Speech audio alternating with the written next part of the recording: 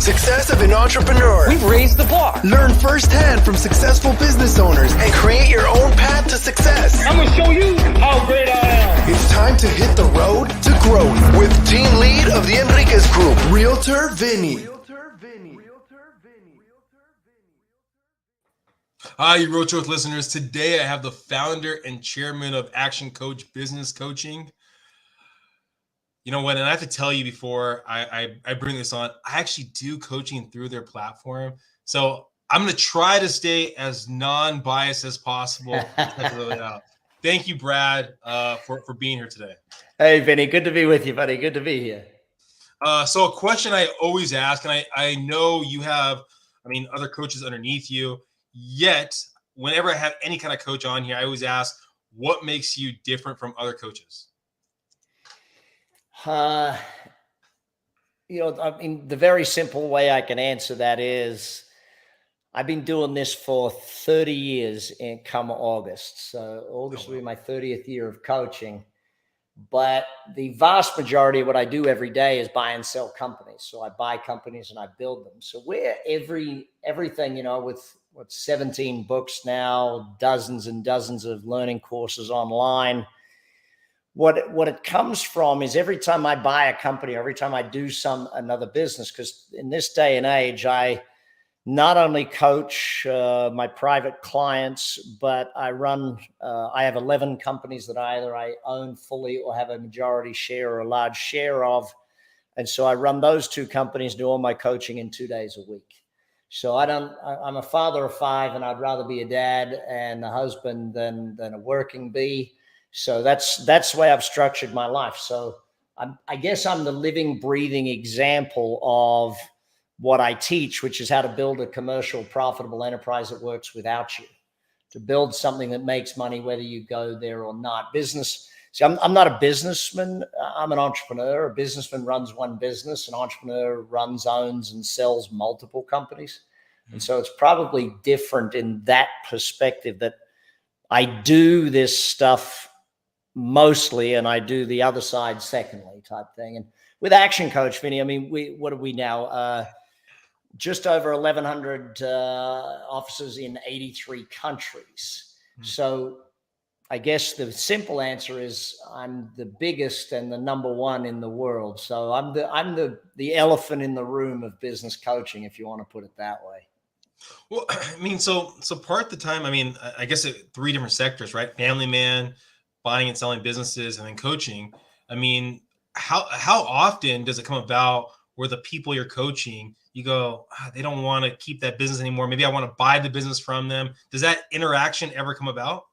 It comes about a lot. In fact, with ActionCOACH, I'm not just doing it privately. We're actually setting up the ActionCOACH Fund, where we will buy and invest in a lot of our clients' businesses, because a lot of small.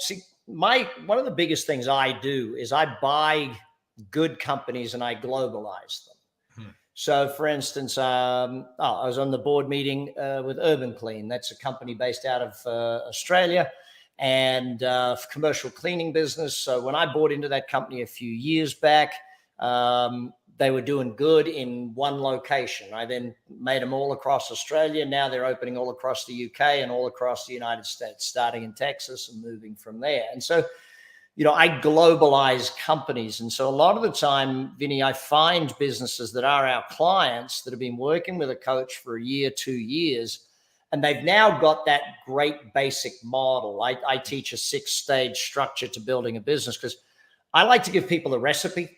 If a chef wanted to teach me to bake a cake, I don't just want them to say, what you do is you mix all the ingredients and you put it in the oven. No. Tell me exactly what to do, type thing. And so years ago, when I wrote the book, The Business Coach, which I think was either my 3rd or 4th book, when we'd already coached 13,500 companies to success. So now, with literally hundreds of thousands of clients we work with every week and every month around the world, we use that systemic methodology. And so the first 4 stages is about creating a business that works. So if I go back to my definition, a commercial, profitable enterprise that works without you, we want to create those first 4 layers. And then finally, once we've got something that works, we want to do, and the easiest way to describe this to people is Ray Kroc. Do you remember? I'm not sure if you ever watched the movie The Founder that he was in, where he wasn't the founder of McDonald's, he was the finder of McDonald's type thing, and so that's what I do. I find companies that are in one location doing phenomenal. I was just negotiating with a restaurant group out of Nashville, and they got phenomenal restaurant brands, and they're in one city. Like, why do you not have 200 of these across America? I'm negotiating with one of the top barbecue guys in the world. In fact, he's the winningest man in barbecue. I want to put his stuff everywhere in the world, and that's what. And I say to them, we should have this in Abu Dhabi. And they look at me like, well, how do you put stuff into Abu Dhabi? I said, well, that's why you're going to be my partner, or I'm going to be your partner, because I know how to do that. You don't yet. So, when we look at the size of the opportunity in the world, Vinny, the U.S., if we go back into the Second World War, the U.S. was 50% of global GDP, meaning half of the money in the world was in the United States. Now we're down to about a third of the money in the entire world is in the United States. That's still a massive chunk. It's still where the vast majority of the billionaires in the world are. But the opportunity lying in India is so vast that every business should be. And I say this to every company. Tell me how you're going to open in India. And then I have no idea how to open in India. I said, well, when you work that out, when you work out the structure, the strategy, the methodologies to do that, then you'll have a good business plan. You don't have to open in India, but you have to know how you're going to do it. Well, talking about making a business, I guess, bigger than yourself. How, and we'll classify the first one. If you're in the business and that's the only way it runs, it's kind of a job, right? If you have self-employed, right? And if you have a business that you can actually walk away from and it's still making money, right? You have a business. How many people are self-employed compared to have a job out there? If you looked at most of the people that come to you originally. The vast majority of people, when they get into business for themselves, it is through the self-employed methodology. The vast majority of people making the leap from employee to self-employed. And this is where a lot of my books and my courses, because I hate when people invest their life savings or they're going to put their life work into something without studying how to do it. Like, you wouldn't build a house without learning how to. You'd go to an expert and get a house plan. I mean, at least you'd get an engineer, you'd get an electrician, you get a plumber. And people start businesses without getting a marketing person. There's your plumber. I mean, get the plumber on board type thing. But a lot of the challenge is if you think about making all of your dreams and goals a reality, you've got to grow into your dreams and goals. You can't make your dreams and goals a reality as the person you are today. The person you are today can achieve what you've achieved today. That's it. You want to achieve more, you better grow. You better learn. You better study. And so that's why a lot of the time when people come to me, whether they're an employee who's looking for knowledge base of how to build a business plan, like when I wrote the book Billionaire in Training, which teaches people how to move from a student to an employee to self-employed to manager to owner. How do you move through those phases, and what's the mental approach to moving through those phases? Because most people, when they start their own business, Vinny, unfortunately, they never start thinking like a business owner. They still think like an employee. They're still technically waiting for someone to tell them what to do. That first phase, and this is why your first business is always going to be the hardest. You've got to learn it all while doing it. I often suggest to a lot of people, I say, I want to get into business myself. I say, great. How many have you had a job in sales? No, go get a job in sales. Have someone pay you for 12 months to learn how to sell. Have someone make all the mistakes on someone else's dime. Go learn that. Then go learn marketing. Work for someone for 6 months, 12 months, learn marketing. Okay. Go and learn these things, because when you start your own business, when you're self-employed, it's a seesaw, right? It's find the work, do the work, find the work, do the work, sell, do. And it's that whole process. If you're not good at marketing and sales, then that first business is going to struggle. And you've heard the saying, and I hate this saying personally, that, if you do what you love, you'll never work a day in your life. No, if you do what you love, you'll work 10 times harder than any other person on the planet. It's still work, even if you love it. But a lot of people kill what they love by going into business doing it because they don't understand business. business will never get easier. You've got to become a better business person. Sales will never get easier. I had this debate with a young man the other day who's going into business for himself. And I said, listen, how much knowledge do you have around sales? He said, well, I'm no good at sales. I said, really? How many sales training courses you been on? He said, none. I said, how many sales training books you read? He said, none. I said, well, how do you know you're no good at sales? I just know I'm no good at sales. Well, you can't be good at something you've not learned. So learn that skill. And leadership is a learned skill. Management is a learned skill. So the hardest part of all of it is the learning. The learning work is the toughest work. I really implore, and that's why my foundation, we take real young kids and we teach them how to be business people. We teach them that you don't have to leave school and get a job. You can leave school and give people jobs. Become an employer, not an employee. You don't have to go and get a job.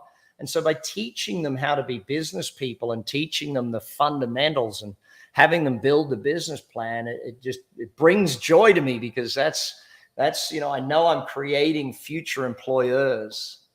Well, and we're going to get into your story. And I wanted to kind of jump back on one of the things you just talked about, was taking sales courses, learning from coaches.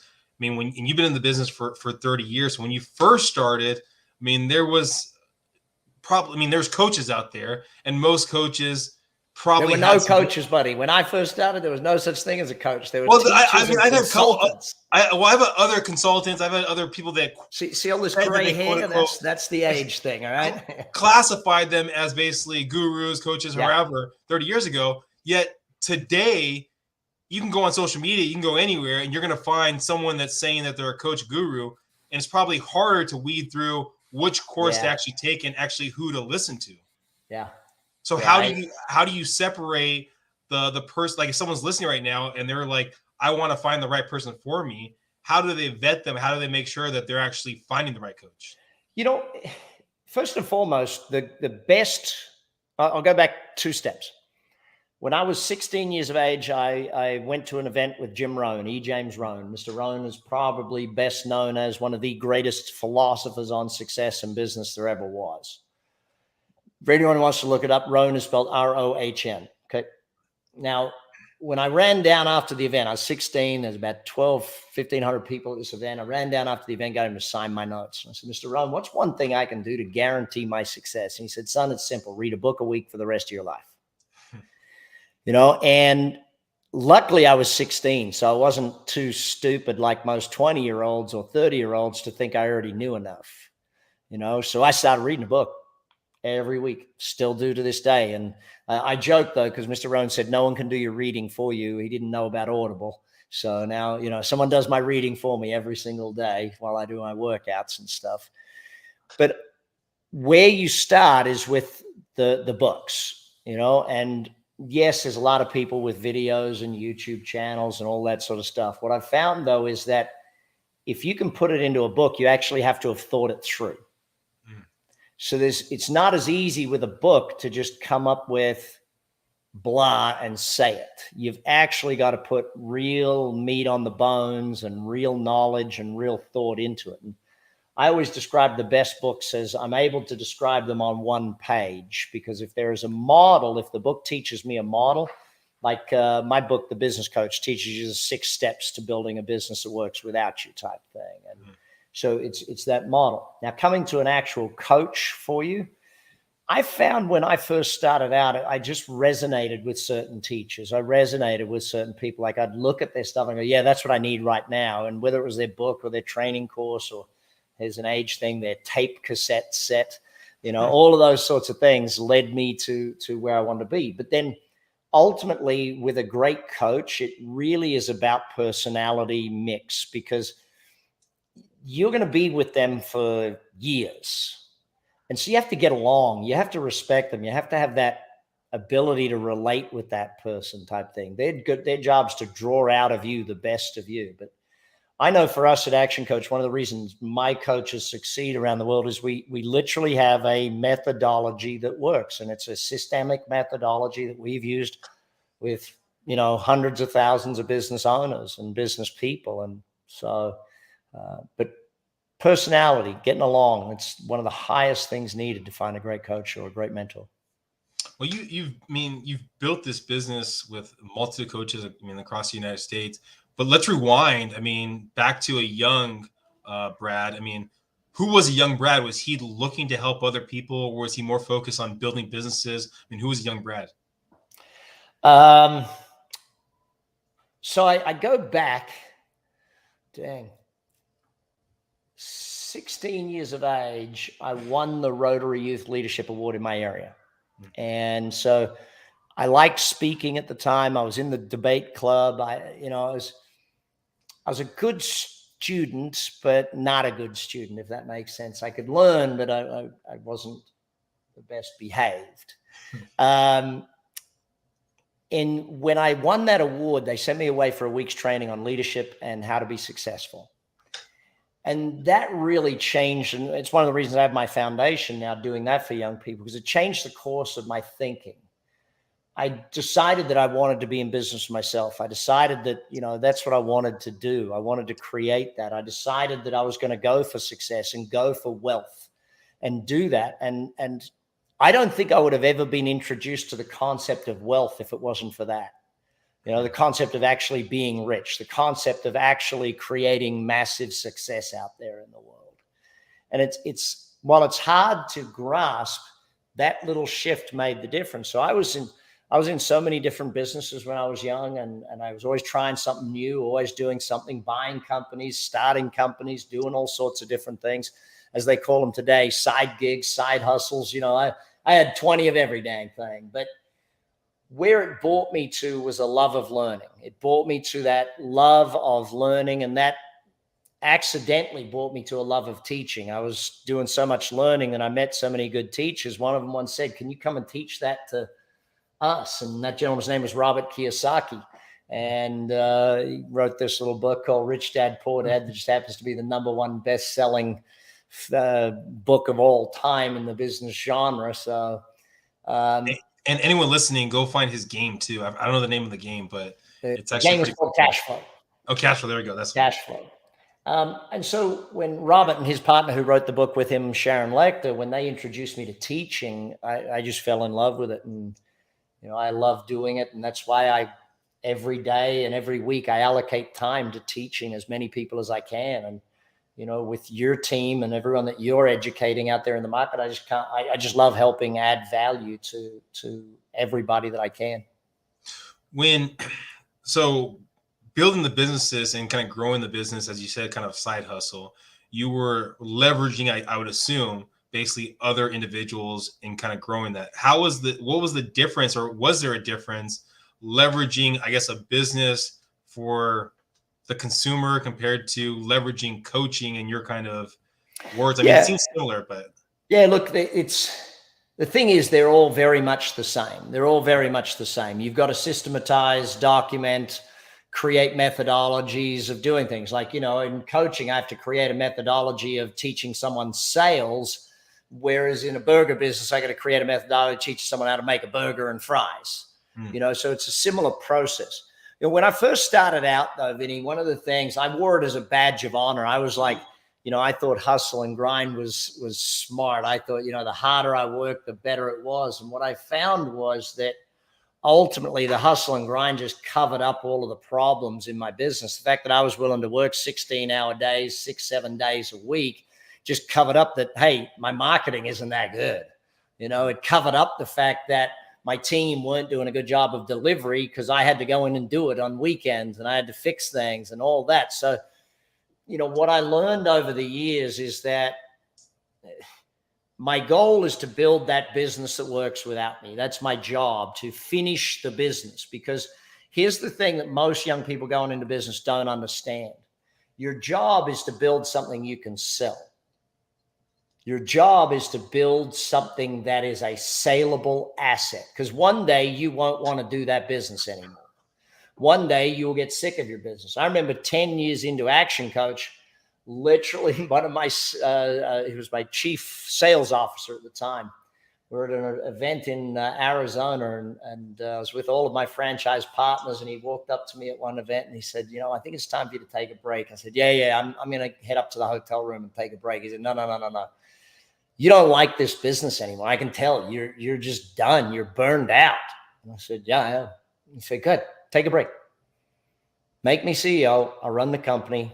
Go and be with your kids. Because at the time your kid was born, I was like, all right, I'm going to go be a full-time dad. I left, and literally it took me a year to get over hating my own business, because it was just, I'd worked for so hard for so long, and finally it was successful, and it was like, what am I going to do? But I love the fact that I was able to take 4 years out and be a full-time dad when my first 2 kids were born. And these days, now with 5 kids, I'm lucky enough to only work 2 days a week and hang with the kids and my wife and my buddies, and just live a good lifestyle, as well as work with all my business partners. But ultimately, your job is to finish the business. And the first goal you should set in business is, what will this look like when it's finished? By what date will I finish this thing? What will it be valued at when I finish it? What will the revenues and profits need to be when I finish this thing?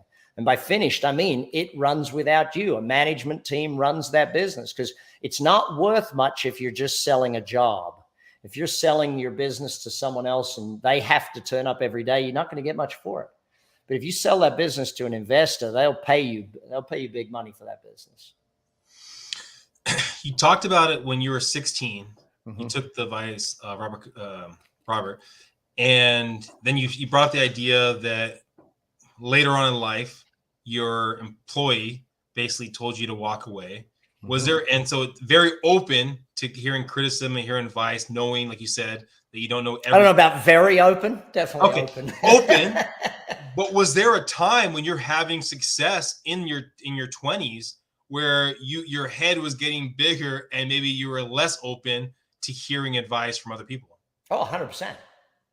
What 100%. So what when happened? You're successful, when you've made your first million and you're 21, okay, you're a god in your own head, and especially because everyone's like, oh wow, look at this young man succeeding. Let's get him to teach us what he's done.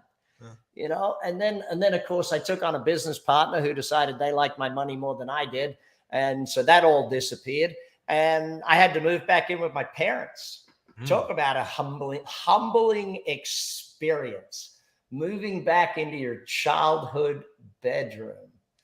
That one. But my dad made a good point. Literally, it was my second day in there, and I was just moping like an idiot, And my dad walks in. He goes, "So what are you doing?" I said, "I don't know." He said, "So hang on. You've made $1 million before, right?" "Yeah." "So do it again." I hadn't lost the knowledge. See, that knowledge is the number one investment you need to make when you're in your teens, 20s, 30s. It is the most important thing. How to manage money, how to take care of it, how to invest. If you don't get the knowledge about how to build wealth, you will always have to go to work. It should take you about 10 years to set yourself up financially to never need to work again, if you're willing to do the work and the learning work as well as the doing work. But most people, Vinny, listen, in my early 20s, a lot of my buddies were making fun of me because I wouldn't be in the places they are. I wouldn't be out drinking and stupid like they were and that sort of stuff. And nowadays, they're still working and I'm out drinking and stupid, but I'm doing it on jets and on yachts and places that they all want to go visit, I just spent the last month in 2 weeks in Mexico at this beautiful, massive house on the water, and 2 weeks in Costa Rica and this beautiful, massive house on the water with my entire family, going out on boats and doing all sorts of things. And people are like, how do you take a month off? Pretty easily. I say to my team, I'm going to be gone next month. See you when I get back. But that takes work. And I'll tell you the biggest work it took, Vinny, to turn that smart ass, pain in the butt young man into someone that has a level of wisdom and a level of knowledge and a level of gratitude that I have today. That took a lot of work to change that young man, for me to grow into that person. I still remember 16, setting a goal of retiring at 25. My friend's dad sat us down because I told my friend, and his dad sat us down and taught us how that can't happen, won't happen, and definitely won't happen for us.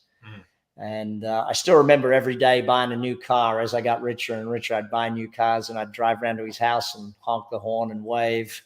And, but what he didn't realize, he was right at the time. At 16, I couldn't achieve that. But he didn't know how much I was willing to read, how much I was willing to study, how much I was willing to learn, grow, get mentored, attend courses, do whatever it took for me to grow into the person that could achieve that dream, the person that could be. And that's the thing. You've got to, Jim Rohn said it best. He said, work harder on yourself than you do on your job. As you get better, life gets easier.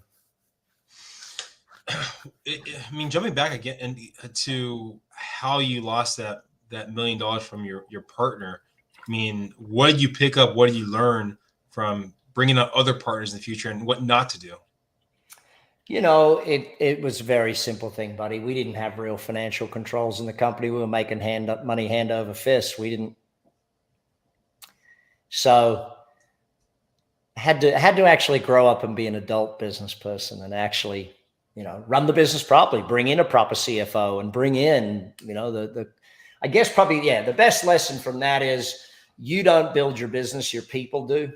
So make sure you recruit great people or build great people. I find in most businesses, I can recruit good and build great.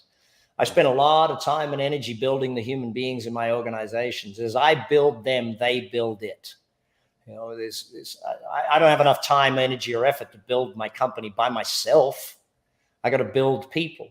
The other thing I think that I've had to learn about people is never expect them to be as passionate as I am.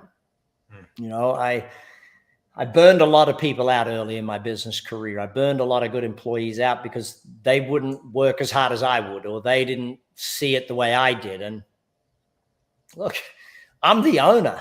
I'm the visionary. I should work 10 times harder because it's my vision. It's my passion type thing.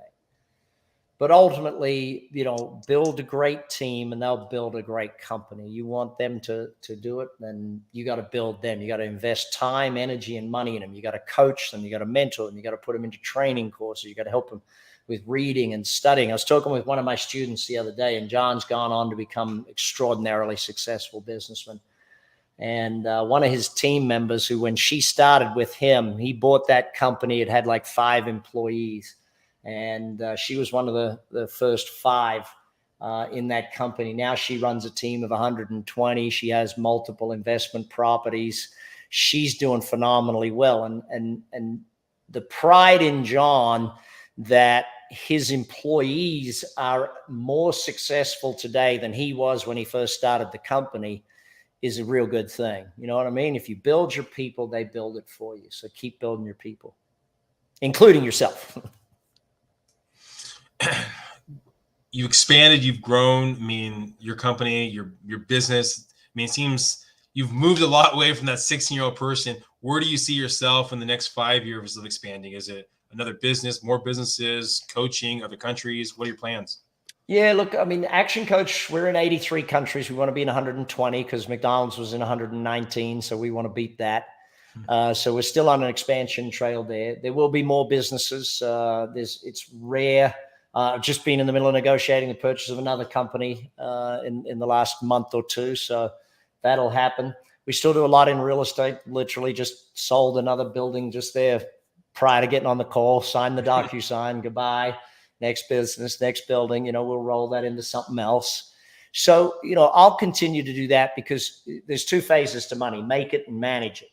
So the vast majority of what you do in the early part of your career is make money. The vast majority of what you study is how to make more money. I see people studying investing or managing money too early.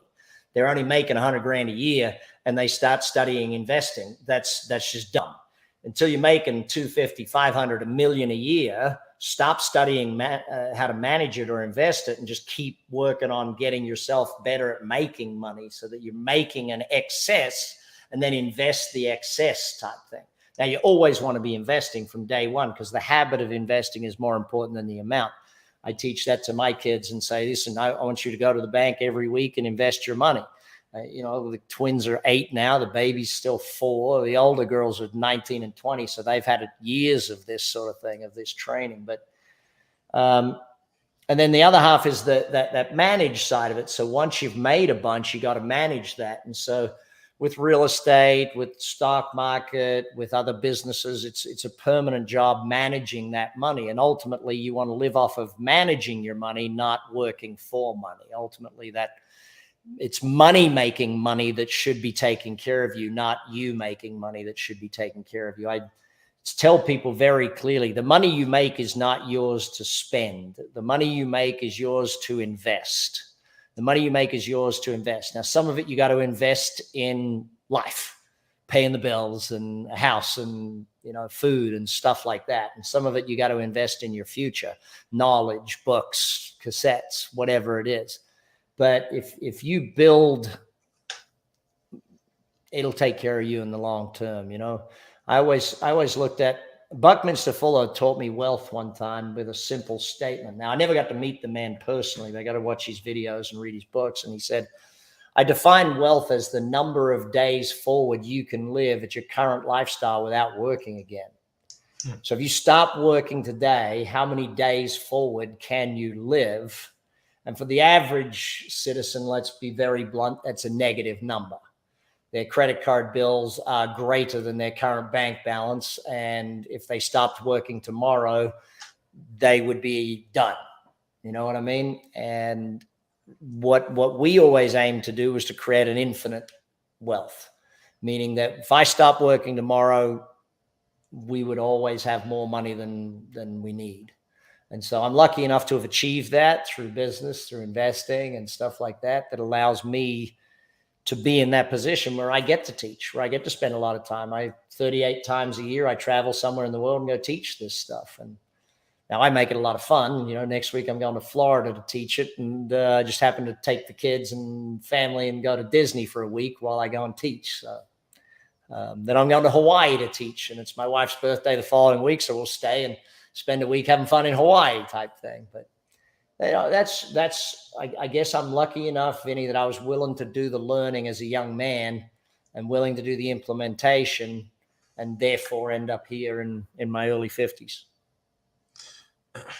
What keeps pushing you to buy more companies, sell more companies, manage your money, as you call it?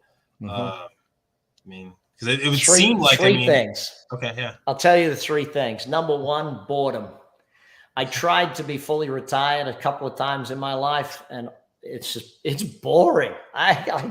You can only play golf so many times before you get sick of playing golf. Buy a sports team. Yeah, no, I see. You have to invest. A sports team is not an investment. That is a toy that is very expensive. I went through a phase of buying race horses for a while there, many years back, and although fun and enjoyable, stupid, just stupid. It's not an investment.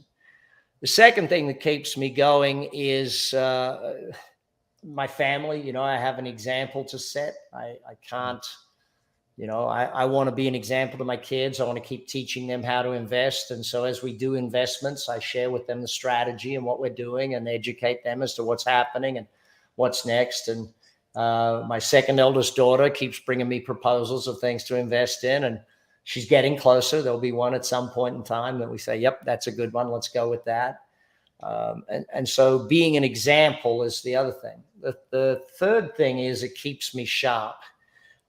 Like once a year, I invite 10 businesses that I think can do $1 billion a year. And I say to them, all right, I want you to come and spend a week with me, and I'm going to help you create a plan to be $1 billion a year. And so doing that keeps me thinking, it keeps me sharp and keeps me on edge with my own businesses, if that makes sense. If I didn't teach and I didn't keep doing it, I wouldn't have to innovate. Like I write a new book every year, and I generally do it with a co-author these days because I've written enough myself that I can find someone that can help me with this. And this year's book is called Raise Your Hand Marketing, and then next year is called Leadership Sucks, and the following year is The Life Coach. And so, but by doing these things, it gives me new concepts to think of. Like in this day and age, when it comes to marketing, if I can spend a minute on that, Vinny, if we got time. Yeah. One of the things that I've noticed is too many people are trying to sell through their marketing straight away, whereas the level of trust needed to make a sale today is higher and higher than it's ever been. We need to build the trust because, as you mentioned earlier, there's a lot of people out there saying things that doesn't make it real anymore. I mean, we've all bought the thing off Amazon that was shipped from China that didn't look at all like it did in the picture type thing. And so what we teach people to do with our marketing is how to get people to raise their hand. So for example, with this podcast, and, you know, when you release this, my team, we won't just post up the podcast and say, hey, Brad was on a new podcast, go take a listen. Because then the people will click the link and I won't know who's interested in that or who's wanting to learn at this point. My team will go back and look at it. And there was 2 questions you asked earlier, which I think I'll get them to focus in on. And, you know, it's how to get started in business and that sort of thing. And just, you know, we'll put a post up that asks people to raise their hand. The way it'll be done is something along the lines of, hey, just finished this amazing podcast. The 3 questions Vinny asked me on how to get started in business are probably 3 of the most valuable things I've ever taught for someone wanting to start a business. If you have any interest in starting your own business, type the word start below and we'll send you the link. So what I'm doing in all of our marketing today is asking people to say, hey, yep, I'm interested. So once they type the word start, we then message them back saying, hey, we're going to DM you the link. We go to DM, we DM them the link to the thing. Now we've got a conversation going. And then we put in PS, by the way, this is Brad's actual book on starting a business. If you're interested in it, here's the link where you can buy it. And this is Brad's training course on business. If you're interested in that, there's the link for it. PS, do you know anyone else who might be interested in this link? Feel free to share it or send us their names. You know what I mean? You start a conversation. So with marketing today, we want to start a conversation rather than make a sale. So that's really where we're pushing that one. So that book will come out late this year. If someone's listening right now and they're looking to start a conversation with your team about possible coaching, what's the best way of them getting more information? ActionCOACH.com if they already own a business and are looking for a business coach to help them grow the business. BradSugars.com if they're looking for education to get themselves into business and get themselves growing. Or if you do own a business and you just want the education, then BradSugars.com is where we do all the education. But Vinny, actually, because we've done some great things and we got a lot of people on here who are looking to start a business, I'm going to, we did a deal on last Black Friday and which gave everyone 90% off my online training. I'm going to make sure the team gets you a link for that so that you got a lot of young people watching. So I'm going to make sure they get it. They can jump on my courses. Instead of $1,000, they're $99 each. So yeah, no, I appreciate that. And for people listening, again, I do action coaching myself. I've done a variety of different coaching out there. I mean, at least for action coaching and my coach, it's a lot more engaging, a lot more kind of back and forth instead of a lot of coaches out there. What are your numbers? More? Yes, numbers are important, but it's also giving feedback, thoughts, action items that you can actually put forward, not just straight numbers every single week. So that's my little plug. I know I said I wasn't going to be biased, but I had to throw that out there. At least before the end of the podcast. You know, Coach Julie's doing a phenomenal job of working with business people and getting them to have great success. But that's also her background. Her background is a successful business person. That's what one of the greatest things about my team is we find people who have had success in business who are passionate about helping. And that's what I love. And then giving them a systemic methodology by which they can turn that passion into actual results for their clients is really exciting for us. Well, again, thank you so much, Brad, for being on the podcast. Hopefully everyone listening got some great nuggets right there. I mean, there's so many, I think, takeaways. And I know I say that on a lot of different podcasts because there is. Every conversation you have, there's going to be key takeaways if you're listening. And most people probably don't listen. But I know for myself, one of the key takeaways is always be learning. I mean, read the books. I mean, I know for myself, I've been horrible for the years of reading books. Audible forces you to download a book at least every month, maybe not at the level of every week like Brad, but build yourself up. It's not like you're going to basically go to the gym and lift the heaviest weights as soon as you get there. You're going to build yourself up slowly but surely, get to the point that you want to get to. Thank you guys for listening. Please subscribe, please share, and go in the show notes to go find Brad. Bye, everyone.